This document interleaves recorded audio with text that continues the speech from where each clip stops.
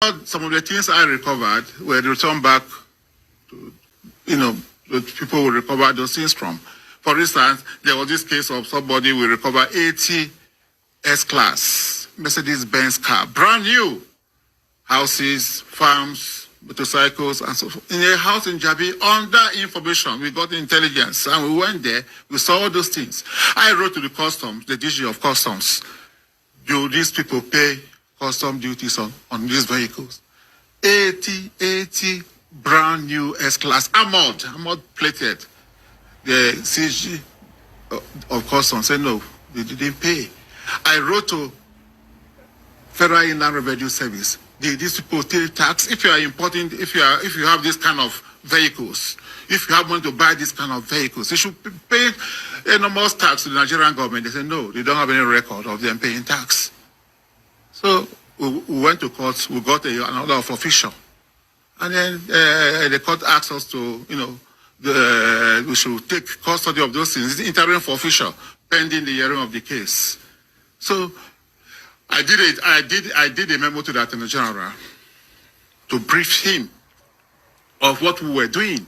But later on, the Attorney General said that all the cases I investigated, they never mandated me. One of them was, came through Panama Papers. You know about the Panama Papers? Mm-hmm. A Nigerian senator, former military governor, was mentioned that he has properties in offshore islands. Since I didn't have the structures to investigate this issue, which is overseas, I went to the DG, NIA, said, look, please, let us work together to do this investigation. And they did the investigation. The report was sent to me.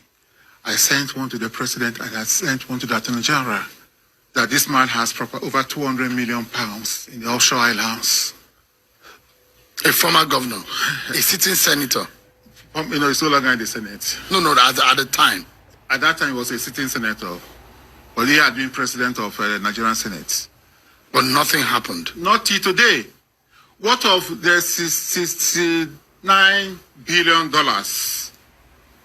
I got a letter, I didn't prompt them, from an American law firm saying that they have assets or access to a bank account in Texas that has over 69 billion US dollars, proceeds from stolen crude oil, and the 9 billion, 69, the proceeds from the crude oil is 60 billion. The 9 billion is, they mentioned the name, Patrick Aziza, who was National Security Advisor.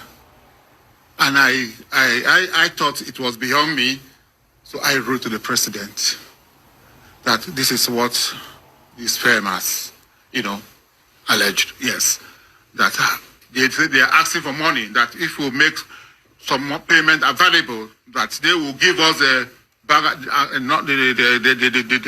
orders of the account number, the bank accounts, and so forth and so on. So I went to the president and said, approve, so that we can recover this money. 69 billion, it's a lot of money. Of course, nothing came out of it. Up to now. I also did a letter to Attorney General to brief him. But do you know what he said? The day he saw my wife, he laughed in a very sarcastic manner. I think Obla claimed that he would recover 69 billion US dollars as he recovered the money. He was being sarcastic. How would I recover the money when you didn't act as the Attorney General? Somebody has said, look, we have $69 billion of Nigerian money in a bank account in America. And the government did not take action. Nothing. Look, it's in the media.